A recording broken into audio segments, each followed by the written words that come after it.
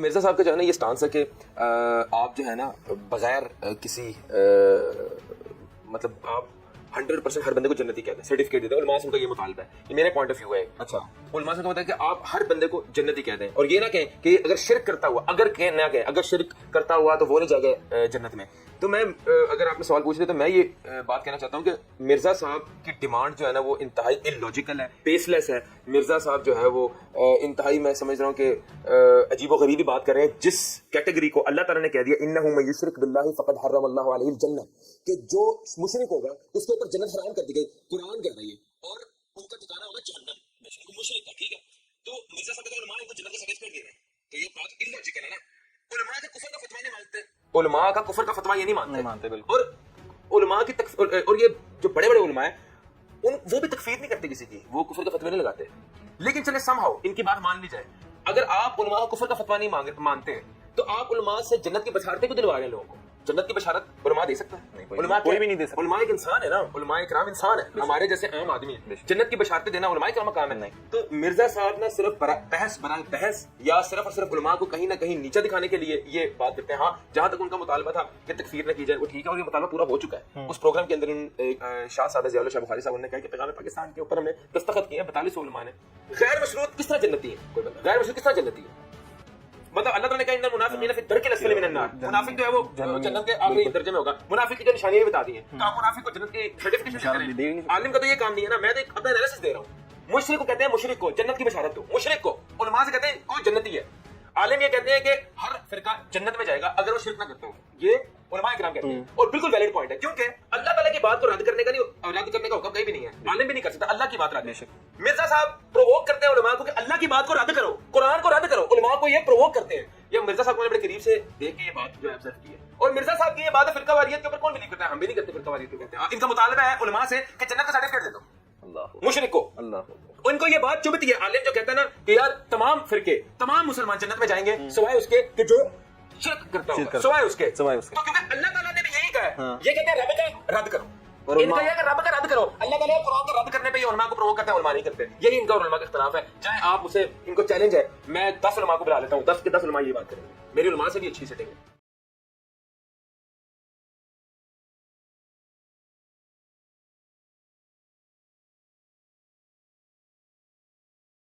New T V کے شو سے اندازہ ہوا کہ کچھ فائدہ نہیں علماء کے پاس جانے کا.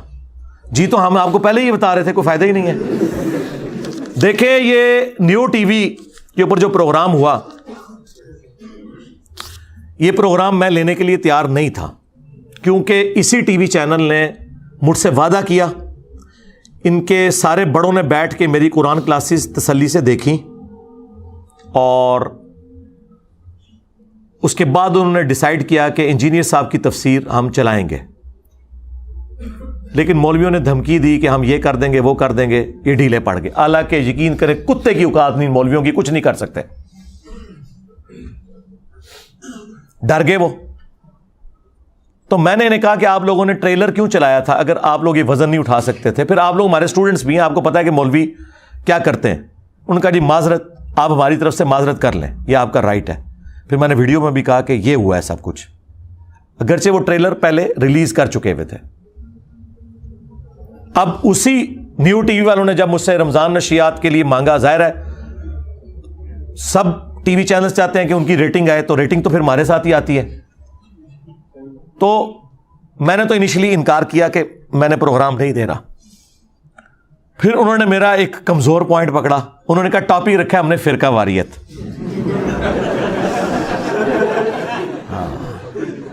اس ٹاپک کے اوپر آپ نا علماء کے ساتھ آپ کو بٹھائیں گے.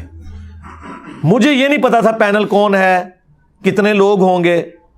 اگر مجھ سے پوچھتے تو میں کہتا یار بس 2-3 بندے رکھو نا یار، 6 بندے رکھو گے تو میری باری بیچ میں کہاں سے آئے گی، اور میں اسٹوڈیو سے باہر بیٹھا ہوں.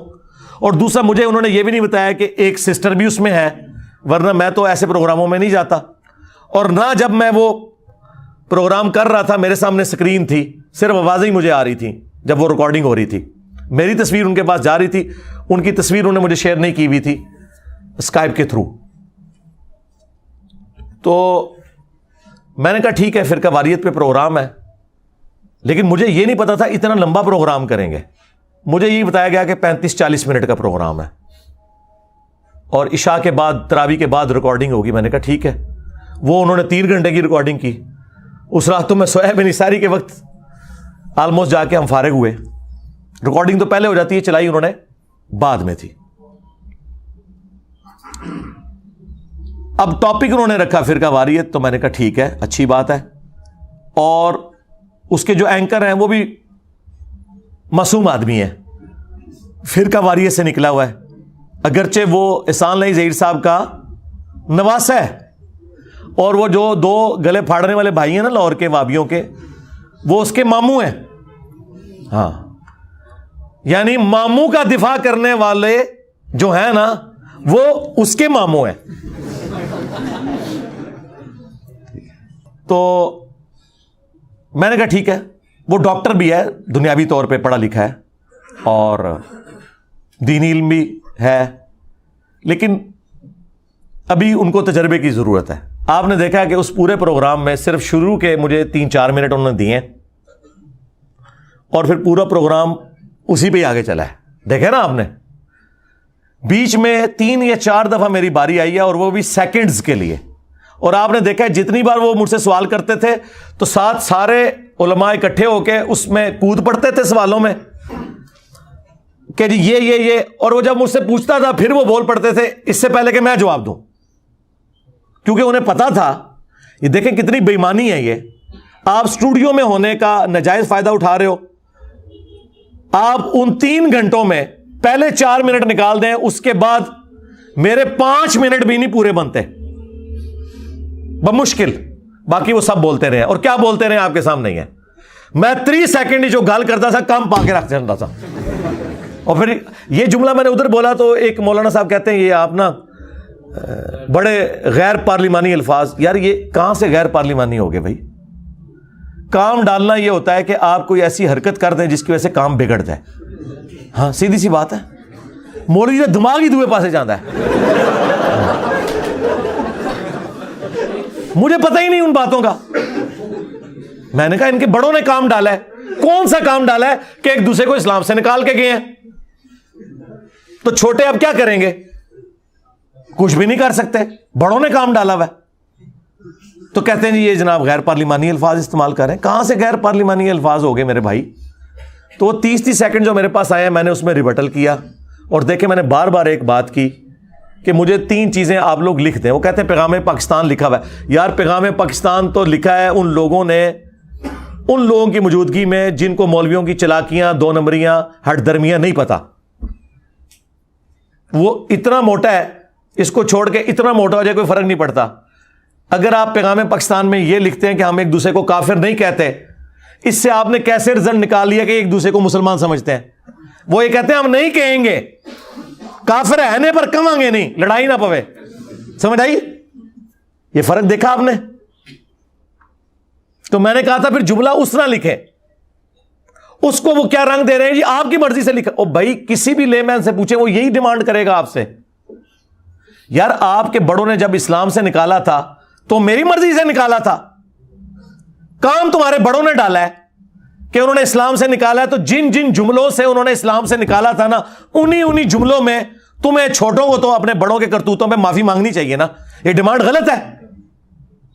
اگر البریلویہ کتاب میں احسان اللہ ظہیر نے احمد بریلوی صاحب کو یہ لکھا کہ یہ سنیت کی آڑ میں رافضی عقائد پھیلا رہا تھا اور کفری عقیدہ منسوب کیا کہ وہی جو مستوی عرش تھا خدا ہو کر زمین پر اتر پڑا مصطفیٰ ہو کر, یہ بریلویت کے کھاتے میں یہ عقیدہ ڈالا, تو اس سے بڑا کفر کیا ہوگا؟ تو اس کفر سے جب تم لوگ توبہ کرواؤ گے تو کہو گے نا کہ ہمارے بابے نے کفر کا فتویٰ غلط لگایا تھا, تو ہم رجوع کرتے ہیں. کہتے نہیں ان کو چھوڑے آگے چلے. آگے کہاں سے چلے؟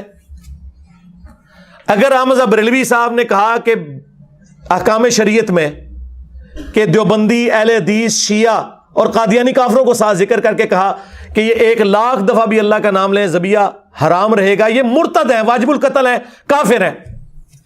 مرتد کافر سے بھی اگلی ڈگری ہے کہ جو اسلام چھوڑ چکا ہو. البتہ یہود و نصارہ کا ذبیحہ حلال ہے, یہود و نصارہ کو یہ بڑا لاڈ کرتے ہیں. تو یہ اعلیٰ حضرت نے جب لکھا ہے تو بریلویوں کا کام ہے نا کہ اس کو الٹ کر کے پیغام پاکستان میں لکھیں. یہ ڈیمانڈ میری غلط ہے؟ خود بتائیں.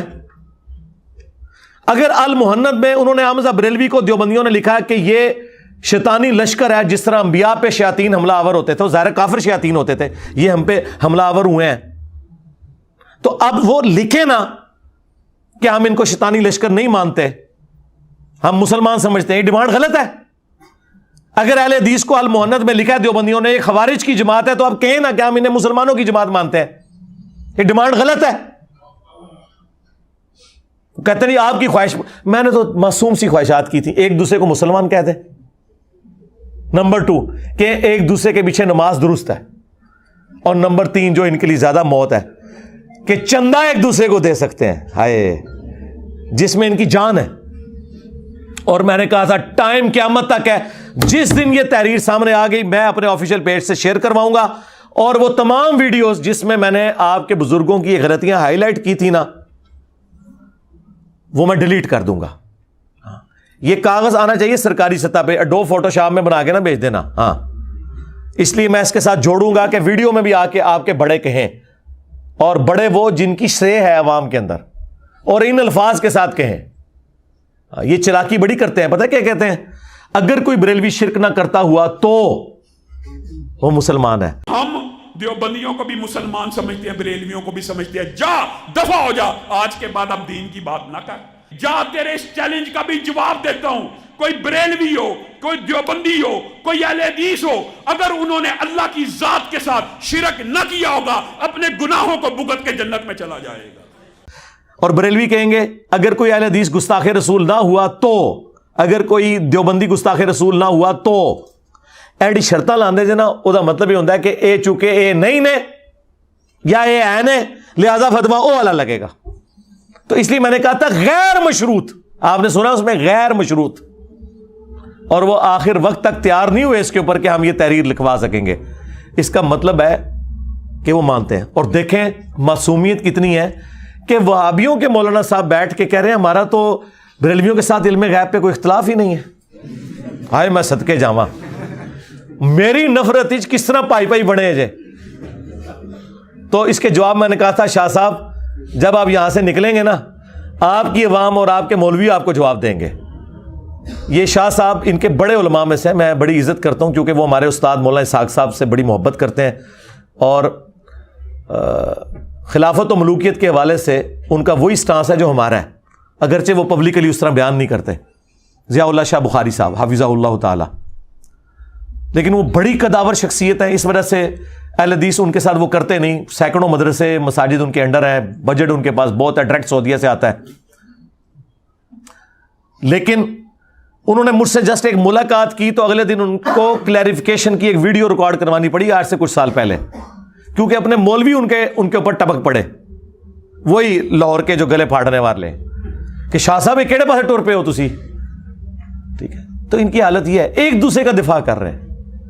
اور دیکھو بریلوی بیٹھے ہوئے معصومیت سے کہہ رہے ہیں نہیں ہم تو اہل حدیثوں کو کچھ نہیں کافر کہتے ہیں، نہ دیوبندیوں کو کہتے ہیں. تو وہ اسام الارمین کس نے لکھی تھی جس میں اعلیٰ حضرت نے علماء دیوبند کو اور ان کے کفر میں شک کرنے والے کو بھی کافر ڈکلیئر کیا ہوا ہے، اور لکھا چوتھا فرقہ وہابیہ شیطانیہ، یہ شیطان لعین کے پیروکار ہیں، جس طرح روافظ شیطان اتاق کے پیروکار ہیں. یہ میں نے اعلیٰ حضرت سے گن پوائنٹ پہ لکھوایا تھا. کہتے ہیں جی یہ مسئلے دفن ہو چکے تھے، انجینئر صاحب نے نکالے. یار اگر میں نے حسام الارمین، البریلویہ اور المہند کسی کنویں سے، کسی غار سے دریافت کر کے امت میں آگ لگائی ہوتی تو آپ کی بات درست تھی. آپ کی تو یہ ٹیکسٹ بکس ہیں.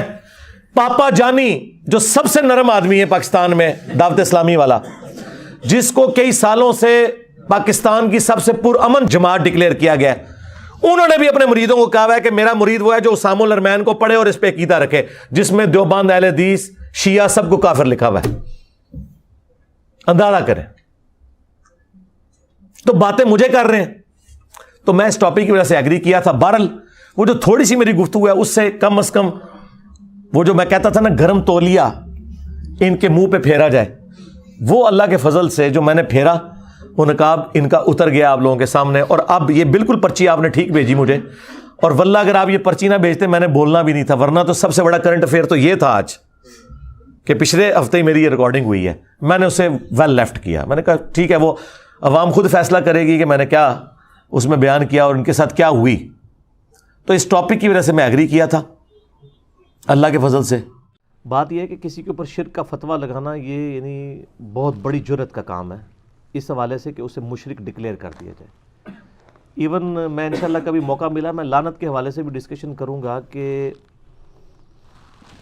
بخاری اور مسلم کے اندر کتنی احادیث موجود ہیں کہ نبی علیہ السلام نے یعنی مختلف اعمال کے اوپر لعنت فرمائی ہے. جیسے فرمایا کہ یہود و نصارہ پر اللہ کی لعنت ہو, بخاری مسلم دونوں میں موجود ہے, جنہوں نے اپنے نبیوں کی قبروں کو سجدہ گاہ بنا لیا تھا. یہ حدیث بخاری میں بھی ہے اور مسلم میں بھی موجود ہے. اسی طریقے سے آپ صلی اللہ علیہ وآلہ وسلم نے فرمایا کہ ان مردوں پر لعنت ہو جو عورتوں کی مشابہت اختیار کرتے ہیں, ان عورتوں پر لعنت ہو جو مردوں کی مشابہت اختیار کرتے ہیں. لیکن اسپیسیفکلی کبھی بھی آپ نے بائی نیم کسی کو لعنتی نہیں کہا, اعمال کے اوپر لعنت کی بات کی ہے. قرآن پاک میں ہے لعنت اللہ علی الکاذبین, سورہ آل عمران کے اندر جھوٹوں پر اللہ کی لعنت. لیکن کوئی شخص جھوٹ بول رہا ہے اس کو نبی علیہ السلام نے لعنتی کہہ کے مخاطب نہیں کیا. اسی طریقے سے ابو داؤد ترمذی ابن ماجہ میں حدیث ہے کہ شراب پینے والے پر لعنت, شراب بنانے والے پر, اس کے لے جانے والے پر, وہ 10 لوگوں پر لعنت فرمائی ہے. لیکن آپ نے کہیں کہ بھی کسی کو شرابی کو لعنتی کہہ کے نہیں پکارا. حتیٰ کہ بخاری میں حدیث ہے کہ ایک صحابی تھے, وہ شراب پیتے تھے, ان پہ ہاتھ جاری کی جاتی تھی, پھر شراب پیتے تھے. تو ایک صحابی نے جب ان پہ لعنت کی تو آپ نے ان کو روک دیا, فرمایا لعنت نہ بھیجو, یہ اللہ اور اس کے رسول سے محبت رکھتا ہے. تو جب لعنتی کسی کو نہیں کہا جا سکتا, اس کے برے اعمال کے سبب صرف یہ کہا جا سکتا ہے کہ اس کے ان برے اعمال کے سبب اس پر لعنت ہوگی, وہ لعنت کا مستحق ہوگا, اسے لعنتی نہیں کہا جا سکتا.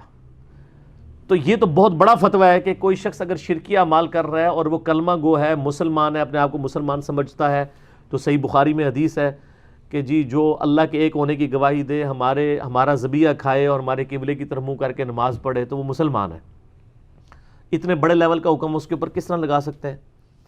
باقی یہ والا مسئلہ ٹھیک ہے کہ ایاک نعبد و ایاک نستعین کی وائلیشن کر رہے ہیں, یعنی وائلیشن پہ اگر آپ آئیں تو شاید کوئی بھی نہ بچے کہ کس کس قسم کی وائلیشنز ہو رہی ہیں. لیکن ظاہر ہے کہ یہ توحید والا معاملہ تو بہت سینسٹیو ہے, ناقابل معافی جرم ہے. اس میں ایک اور حدیث بھی ہے, بخاری اور مسلم کی متفق علیہ حدیث ہے کہ ایک شخص کی موت کا وقت قریب آیا تو اس نے اپنی اولاد کو جمع کر کے کہا کہ میں کیسا شخص تھا. تو ان کا تم ہمارے بڑے اچھے باپ تھے. تو انہوں نے کہا کہ جب میں مر جاؤں نا تو میری لاش کے ٹکڑے ٹکڑے کر دینا اور اس کی راکھ کو ہواؤں میں بکھیر دینا اور کچھ راکھ پانی میں ڈال دینا. لئن قدر اللہ علیہ, اگر اللہ نے مجھ پہ قدرت پا لی تو مجھے ایسا عذاب دے گا جو کسی کو نہیں دیا ہوگا, میں نے اپنے رب کی بڑی نافرمانی کی ہے. یہ وہ کہہ کے مر گیا, اور پیچھے اس کی اولاد نے وہی کیا کہ اس کی لاش کو آگ لگا دی, اس کی ہوا جو میں اور پانیوں میں بہا دی اس کی راکھ. اللہ تعالیٰ نے ہواؤں کو, پانیوں کو حکم دیا, وہ راکھ جمع کر کے دوبارہ اسے زندہ کر لیا. لوگوں کو تو نہیں نظر آیا, یعنی اللہ کے حضور زندہ ہو گیا نا. اللہ نے فرمایا یہ تو نے کیوں کیا؟ کہا اللہ تجھ سے ڈر گیا تھا. تو اللہ نے فرمایا کیا تجھے یقین تھا کہ تجھے مرنے کے بعد کوئی جزا اور سزا والا معاملہ ہونے والا ہے, تجھے کوئی پوچھنے والی ہستی ہے؟ اس نے کہا یا اللہ اسی لیے تو میں نے کیا تھا. تو فرمایا جا تجھے بخش دیا. اچھا وہ بندہ کفر کر کے مرا ہے, کیا یہ کفر نہیں ہے؟ اس کا یہ عقیدہ تھا کہ اگر میری لاش دفنائی گئی تو میں زندہ ہو جاؤں گا, اگر میری لاش کے ٹکڑے کر دیے گئے تو پھر میں زندہ نہیں ہو سکوں گا, کیونکہ اللہ تعالیٰ کیسے اس طرح اتنی راکھ کو جمع کرے گا. اس میں الفاظ ہے لئن قدر اللہ علیہ, اگر اللہ نے مجھ پہ قدرت پا لی. تو اس کا مطلب اس کو پتا تھا کہ یوں اگر میری راکھ بکھر گئی تو پھر اللہ قدرت نہیں پا سکے گا. یعنی وہ موت کے بعد زندہ کیے جانے کو تو مانتا تھا مطلقاً, لیکن جزوی کفر تھا اس کے عقیدے میں, کہ اس کا یہ عقیدہ تھا کہ اگر راکھ بکھیر دی گئی پھر اللہ نہیں زندہ کر سکے گا.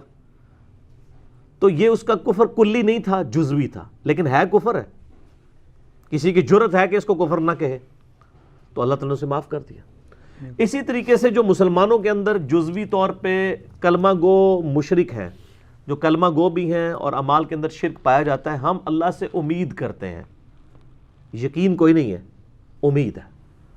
ٹھیک ہے, یقین والا معاملہ وہی ہے قرآن میں جو آیا ہے 2 دفعہ, سورہ نساء نمبر 48 میں 116 میں, ان اللہ لا یغفر ان یشرک بہ ویغفر ما دون ذلک لمن یشاء. اللہ شرک کو تو معاف نہیں کرے گا، اس کے علاوہ جتنے گناہ معاف کر دے گا. لیکن یہ شرک جلی ہے. دیکھیں نا جی، ریاکاری کو بھی تو شرک کہا گیا ہے، ریاکاری کو بھی تو شرک کہا گیا ہے. مسند احمد میں، سنن ابن ماجہ میں حدیث موجود ہے. بلکہ مسند احمد میں تو وہ حدیث ہے بڑی مشہور کہ جس نے دکھلاوے کے لیے روزہ رکھا اس نے شرک کیا، جس نے دکھلاوے کے لیے نماز پڑھی اس نے شرک کیا، جس نے دکھلاوے کے لیے صدقہ کیا اس نے شرک کیا. تو مشرک تو وہ بھی ہے. اور قرآن تو اس سے بھی آگے جاتا ہے، افرأیت من اتخذ الہہ ہوا، بھلا اس شخص کو دیکھا جس نے اپنی خواہش نفس کو اپنا خدا بنا لیا. تو اس کے تحت تو جو فجر کے وقت سویا رہتا ہے بستر نہیں چھوڑتا وہ بھی مشرک ہے. تو شرک کے فتوے تو پھر کہاں تک جائیں گے؟ وہ تو پھر صرف ابراہیم علیہ السلام ہی ہے، وما کان من المشرکین. ابراہیم مشرکوں میں سے نہیں تھے. ٹوٹلی شرک سے آزاد صرف پیغمبر ہو سکتا ہے. انسان میں کسی نہ کسی درجے کا کوئی نہ کوئی معاملہ پایا جا سکتا ہے، باقی یہ تو شرک جلی ہے. ہم اس کے اوپر ٹالرنس اس لیے کرتے ہیں کہ یہ جو فتویٰ بازی ہے، کسی کو اسلام میں داخل یا نکالنے کا کام جو ہے یہ پیغمبروں کا ہے. آج تو آپ اس کو تو چھوڑ دیں، یہ سارے فرقے ایک دوسرے کو اسلام سے خارج کیے بیٹھے ہوئے ہیں. کیا بریلوی دیوبندیوں کو مسلمان مانتے ہیں؟ آپ جا کے پوچھو، کہیں گے آپ مسلمان ہیں، ان کو کہیں نہیں سر اس طرح نہیں، آپ انجینئرنگ ہو چکی ہے. آپ اپنے پیڈ کے اوپر لکھ کے دے کوئی دیوبندی مفتی یا کوئی بریلوی مفتی، بریلوی سے شروع کرتے ہیں وہ زیادہ ہیں، کہ ایک بریلوی مفتی لکھ دے کہ ہم اپنے علاوہ سارے فرقوں کو دوزخی اور گمراہ سمجھتے ہیں، لیکن ہمارا عقیدہ ہے کہ چونکہ ہے تو کلمہ کو مسلمان ہے، ایک نہ ایک دن جنت میں چلے ہی جائیں گے. یہ لکھ کے دیں گے تو کیا مطلب ہے؟ وہ کافر مان رہے ہیں، لیکن پبلک پریشر کی وجہ سے کہہ نہیں رہے. اسی طرح دیوبندی بھی لکھ کے دے دیں کہ ہم بریلوی کو، اہل حدیث کو، شیعہ کو اگرچہ گمراہ اور بدعتی مانتے ہیں لیکن ہے تو مسلمان ہے، ایک نہ ایک دن دوزخ سے عذاب بھگت کے جنت میں چلے ہی جائیں گے. تو سر اگر یہ نہیں لکھ کے دے رہے تو کیا مطلب ہے؟ یہ کافر سمجھ رہے ہیں. بالکل ٹھیک ہو گیا.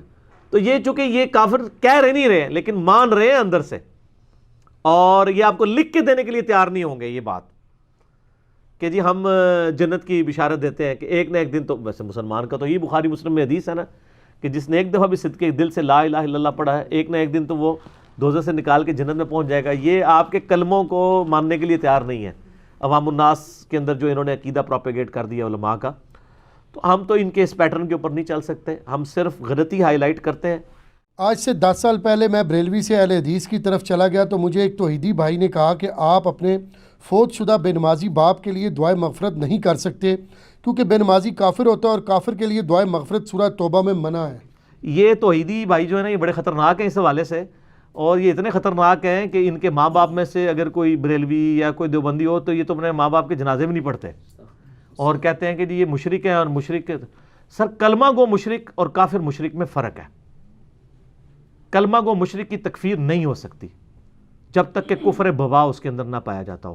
میرا حالیہ دنوں میں ایک کلپ چڑھا ہے، میں سمجھتا ہوں میری زندگی میں ایک اہم ترین کلپ ہے، میں تکفیر کیوں نہیں کرتا. اس میں نے کئی ایک دلائل دی ہیں کہ جو بندہ اللہ رسول آخرت کو مانتا ہے، ختم نبوت کو، قرآن کو مانتا ہے، اپنی گمراہیوں کے باوجود آپ کلمہ کو مشرک یا بدعتی یا گمراہ تو اسے کہہ سکتے ہیں، کافر نہیں کہہ سکتے. چونکہ کافر نہیں کہہ رہے تو آپ اس کے لیے دعائے مغفرت کریں گے. نماز نہ بھی پڑھتا ہو تب بھی کریں گے، کیونکہ نماز نہ پڑھنے والا عملاً کافر ہے، عقیدے میں کافر نہیں ہے. وہ صحیح مسلم کی حدیث ہے 246 کہ نبی علیہ السلام فرمایا بندے کے کفر اور اسلام کے درمیان فرق نماز ہے. لیکن یہ جو فرق ہے نماز والا یہ عملاً ہے کہ ظاہر ہے کہ کافر جو ہے وہ نماز نہیں پڑھتا، مسلمان نماز پڑھتا ہے. لیکن ایک بندہ اللہ رسول کو مان رہا ہے، آخرت کو مان رہا ہے اور نفس کی سستی کی وجہ سے نماز نہیں پڑھ رہا، اس کو عقیدے میں آپ کافر کس طرح کہہ دیں گے؟ جس کے جرم کی جتنی انٹینسٹی آپ اتنی ڈیفائن کریں گے. اب آپ کہیں گے جی اس کا ثبوت دیں، تو سر ثبوت حاضر ہے، بخاری مسلم دونوں میں حدیث موجود ہے. نبی صلی اللہ علیہ وآلہ وسلم نے فرمایا کہ جب اللہ تعالیٰ مجھے شفاعت کا اذن دے گا تو میں جہنم کی طرف جاؤں گا، اور جتنی اللہ میرے لیے تعداد مقرر کرے گا میں ان لوگوں کو جہنم سے نکال کے جنت میں لے آؤں گا. بار بار جاؤں گا، بار بار جاؤں گا، حتیٰ کہ الفاظ ہیں کہ میں اس شخص کو بھی دوزخ سے نکال دوں گا جس نے زندگی میں، جس کے پلے کوئی نیکی نہیں ہوگی سوائے ایک نیکی کے کہ اس نے ایک دفعہ لا الہ الا اللہ کہا ہوگا. محمد رسول اللہ اس میں امپلائڈ ہے، یعنی ظاہر ہے. اب جس شخص نے زندگی میں کوئی اچھا کام نہ کیا، اگر اس نے ایک جمعے کی بھی نماز پڑھی ہوتی تو حضور اس کو ذکر کرتے نا جی. فرمایا اس میں الفاظ ہیں بخاری مسلم میں کہ سوائے ایک دفعہ صدقے دل سے لا الہ الا اللہ محمد رسول اللہ پڑھنے کے اس نے کوئی نیک کام نہیں کیا ہوگا. تو وہ عملاً اس کا مطلب ہے پکا کافر ہے. اگر اس نے نماز، روزہ، حج، زکوٰۃ کی ہوتی تو حضور اس کا بھی ذکر کرتے، اس میں الفاظ ہیں اس کے علاوہ کچھ نہیں کیا ہوگا تو میں اس کو بھی دوزخ سے نکال لوں گا. اور سر یہ بھی صحیح حدیث ہے, آپ کو مشکات المصابیح کے اندر بھی حدیث مل جائے گی, ذکر والے چیپٹر کے اندر بالکل صحیح سند کے ساتھ ہے. یہ مختلف کتابوں میں, ابن حبان کے اندر ہے, حاکم کے اندر اور روایتوں میں, کہ نبی صلی اللہ علیہ وآلہ وسلم نے فرمایا کہ اگر زمین و آسمان ایک پلڑے میں رکھ دیے جائیں اور جتنی اللہ کی مخلوقات ہیں, کیٹاگوریکل ہے سر, اس میں الفاظ ہیں کہ جتنی اللہ نے جو کچھ پیدا کیا ہے نا سر, میں جو گناہ کر رہا ہوں وہ تو اس میں پھر آٹے میں نمک ہوں گے نا. اللہ تعالیٰ فرما رہے ہیں, اللہ کے نبی علیہ السلام فرما رہے ہیں جتنا کائنات میں اللہ نے مخلوقات پیدا کی ہیں ان تمام کو ایک پلڑے میں رکھ دیا جائے اور دوسرے پلڑے میں ایک پرچی جس پہ لا الہ الا اللہ محمد رسول اللہ لکھا ہو تو وہ پلڑا بھاری ہو جائے گا. حدیث بطاقہ بھی سے کہتے ہیں, یہ مشہور ہے حدیث بطاقہ, اس کو کاغذ والی حدیث کہتے ہیں. یہ صحیح سند سے ہے, اس سے شیخ البانی, شیخ زبیر علیزئی اور باقی محدثین یعنی کہتے ہیں کہ یہ حدیث بطاقہ اس چیز کا ثبوت ہے کہ جس نے ایک دفعہ بھی کلمہ پڑھا ہے ایک نہ ایک دن اپنا عذاب بھگت کے سر, لیکن وہ عذاب تو پھر کوئی سوچ بھی نہیں سکتا. ہم تو 10 سیکنڈ کے لیے موم بتی کے فلیم کے اوپر ہاتھ نہیں رکھ سکتے, 10 منٹ کے لیے دوزخ کا عذاب. بخاری مسلم کی حدیث ہے کہ نبی صلی اللہ علیہ وآلہ وسلم نے فرمایا جہنم کی آگ اس زمین کی جو آگ ہے اس سے 70 گنا زیادہ تیز ہے. ادھر کسی کو کہا جائے کہ ایک نماز چھوڑنے پہ, فجر کی نماز چھوڑنے پہ فجر سے زور تک ایک جلتے ہوئے تندور میں الٹا لٹکایا جائے گا, وہ کہے گا جی توبہ, اور آخرت کے لیے کہہ دیتے ہیں وہ جی خیر ہے پھر ہی لگے گا. یہ کہانی ہے, یہ بھی جس طرح علماء کہانیاں کراتے ہیں نا اس طرح پبلک نے بھی کہانیاں کرائی ہوئی ہیں. یہ پبلک کی کہانی ہے, کبھی امیجن نہیں کر رہے ہوتے اس کو. اچھا یہ چونکہ ہم امیجن کر سکتے ہیں تندور ہم نے خود دیکھا ہوا ہے اس لیے یہ امیجن ہو جاتا ہے, اس لیے کہتے ہیں نو. اچھا اس طرح کسی کو کہا جائے جی کسی بندے کو فجر کی نماز چھوڑنے پر ایک ایسے کمرے میں فجر سے زور تک بند کیا جائے گا جس کا سائز 10x10 فٹ ہوگا, اس میں 100 کوبرا سانپ, 100 بچھو, 100 اژدہے, جتنے تھی نہ لے لو ہون گے, لیکن کوئی نہیں فجر تو زور تک ہی بس ایک پھر رہی ایک نہیں. لیکن سر ان سانپوں کو تو ہم مار بھی سکتے ہیں, آخرت میں تو کوئی سانپ کو مارنا بھی چاہے نہیں مار سکتا, وہ مرنا ہی نہیں, وہ اللہ کی طرف عذاب ہے. وہاں تو آپ اپنے آپ کو بھی نہیں قتل کر سکتے. اسی لیے قرآن میں آتا ہے نا کہ آج ایک نہیں کئی ایک موتیں مانگو, موت نہیں آئے گی کیونکہ وہ تو مینڈے کی شکل میں ہو چکی ہے.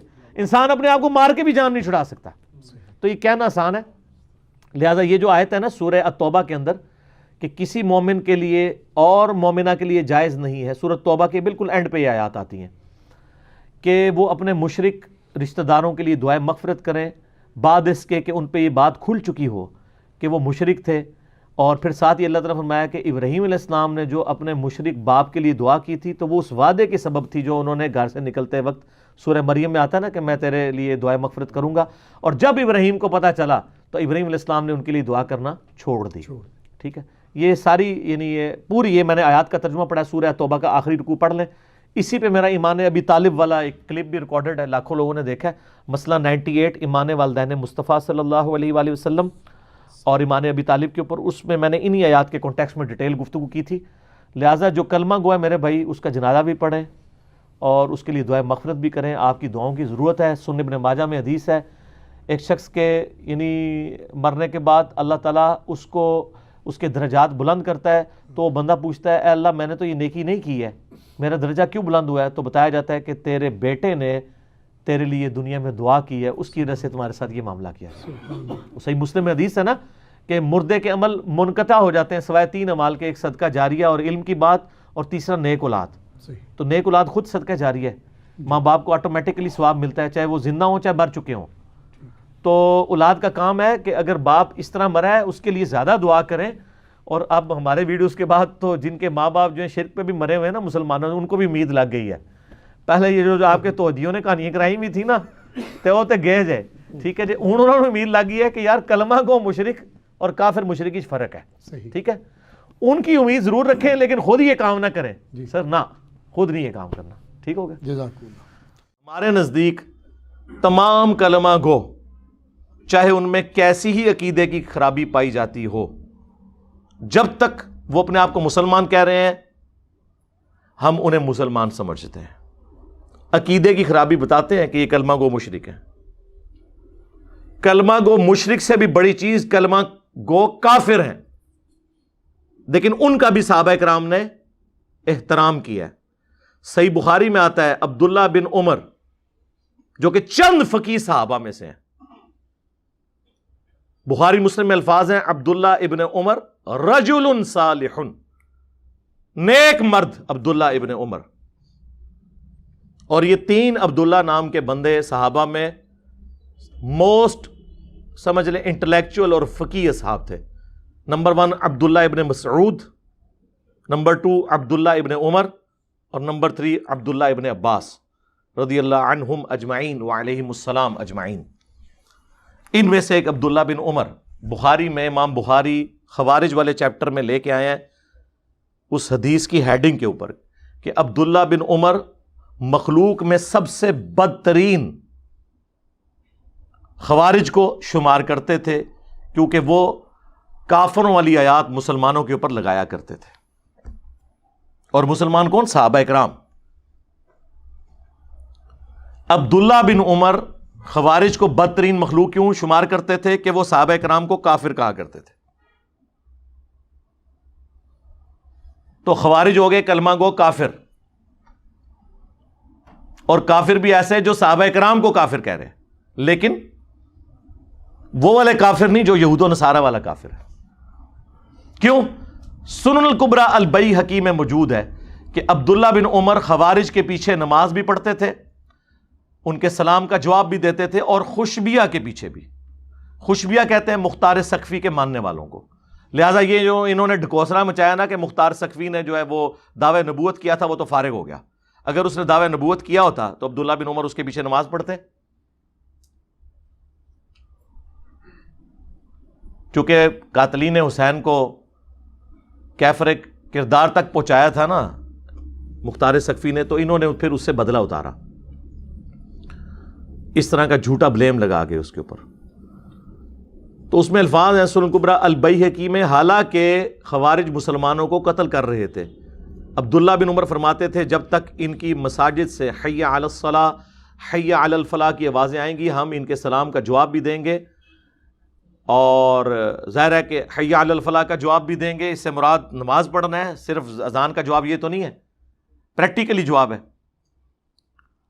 لیکن اگر یہ ہمیں کہیں گے کہ ہم اپنے مسلمان بھائیوں کو قتل کریں تو پھر ہم ان سے الگ رہیں گے۔ تو وہی عبداللہ بن عمر جن کے بارے میں بخاری میں آیا وہ کہتے ہیں کہ خوارج بدترین مخلوق ہیں، انہی کے بارے میں سنن کبریٰ البیہقی میں آیا وہ ان کے پیچھے نمازیں پڑھتے ہیں۔ تو نماز کس کے پیچھے وہ پڑھ رہے ہیں؟ کلمہ گو کافروں کے پیچھے، جو صحابہ اکرام کو اس زمانے میں کافر کہتے تھے، اور عام صحابی نہیں، مولا علی علیہ السلام کو۔ آج اگر کوئی صحابہ اکرام کے بارے میں بکواس کرتا ہے تو آپ اس کی علمی اصلاح کریں بجائے اسے کافر کہنے کے۔ یہی سبق ملا نا اس سے، اور کیا ملا؟ مولا علی سے پوچھ لیں، المصنف ابن ابی شیبہ میں مولا علی سے پوچھا گیا یہ خوارج کیا یہ کافر ہیں؟ انہوں نے فرمایا یہ کافر نہیں ہے، یہ کفر ہی سے تو بھاگے ہیں، انہیں یہ گمان ہوا کہ میں کافر ہو گیا ہوں تو مجھ سے دور بھاگے ہیں، تو یہ کافر کیسے ہو سکتے ہیں؟ ایڈا جگرا ہے کسی دا، اے مولا علی دا ہی جگرا ہے کہ مولا علی کو جو کافر کہہ رہے ہیں، مولا علی کہہ رہے ہیں کہ یہ مجھے جو کافر سمجھ رہے ہیں نا، تو یہ دلیل ہے اس بات کی یہ کفر سے نفرت کرتے ہیں کہ مجھے بھی نہیں انہوں نے چھوڑا۔ انہوں نے تو بخاری مسلم کی حدیث فٹ نہیں کی کہ جس نے مسلمان کو کہا کافر تو کفر اس کی طرف لوٹ جائے گا۔ انہیں پتا تھا یہ تعویل کی غلطی کی وجہ سے کہہ رہے ہیں۔ آج بھی اگر کسی صحابی کو کوئی کافر تعویل کی غلطی کی وجہ سے کہتا ہے تو کفر اس کی طرف نہیں لوٹے گا، اور اگر جان بوجھ کے کہتا ہے سمجھتے ہوئے کہ وہ مسلمان تھا، وہ تو صحابہ کو تو چھوڑ دیں، آج بھی کسی ایک عام مسلمان کو بھی کوئی کافر کہہ دے تو وہ کافر ہو جائے گا۔ اس مسئلے کو سمجھیں۔ میری بعض لوگوں نے بات چالی کہ جی آپ نے کہا تھا حضرت ابوبکر کی صحابیت کا انکار کرنے والا جو ہے وہ کافر ہے، اور دوسری طرف آپ کہتے ہیں کوئی گالی دے تو وہ کافر نہیں، ان کو کافر بھی کہے تو کافر نہیں۔ یہ علمی بحثیں ہیں بھائی، بخاری مسلم دونوں میں حدیث ہے۔ ابن ابی بلتا نے نبی علیہ السلام کی جب مخبری کر دی تھی، کافروں کو بتا دیا کہ حضور مکے پہ چڑھائی کرنے والے ہیں، نبی علیہ السلام کو اللہ نے وحی کے ذریعے بتایا، مولا علی کو بھیجا، انہوں نے اس عورت کے جوڑے سے وہ خط برآمد کیا، اور جب وہ خط آیا نبی علیہ السلام کی بارگاہ میں، حضرت عمر نے کہا یا رسول اللہ اجازت دے میں اس منافق کا گلا کاٹ دوں جس نے آپ کے ساتھ یہ غداری کی ہے۔ حضور نے فرمایا عمر چھوڑ دو، اصحاب بدر کی اللہ نے اگلی پچھلی خطائیں معاف کر دی ہیں۔ نبی کا غدار، اور نبی اس کی تعویل کیا کر رہے ہیں کہ یہ دنیا کی محبت سے مغلوب ہو کے اس نے کیا، یہ منافق نہیں ہے۔ اور حضرت عمر کیا کہہ رہے ہیں؟ یہ منافق ہے۔ اب حضرت عمر سے توبہ کروانی چاہیے تھی نا حضور کو، نہیں کروائی، کیوں؟ اس پہ امام بخاری نے باقاعدہ باب باندھا ہے یہ مسئلہ سمجھانے کے لیے کہ اگر کوئی اپنی تعویل کی غلطی کی وجہ سے کسی کو کافر اور منافق کہہ لے تو اس کے اوپر وہ فتویٰ نہیں لوٹتا۔ آپ کو سمجھ آئی یہ بات؟ ورنہ حضور کا کام تھا نا، واجب تھا، نبی پہ تو واجب ہوتا ہے کہ وہ کہتے کہ توبہ کرتے ہی طرف کفر لوٹ گیا، تو نے ایک بدری کو کہا ہے۔ تو آج بھی اگر کوئی اس طرح کہتا ہے تو وہ اپنی تعویل کی غلطی کی وجہ سے کہہ رہا ہے۔ کوئی شخص صحابی کو صحابی سمجھتے ہوئے نہیں کہے گا۔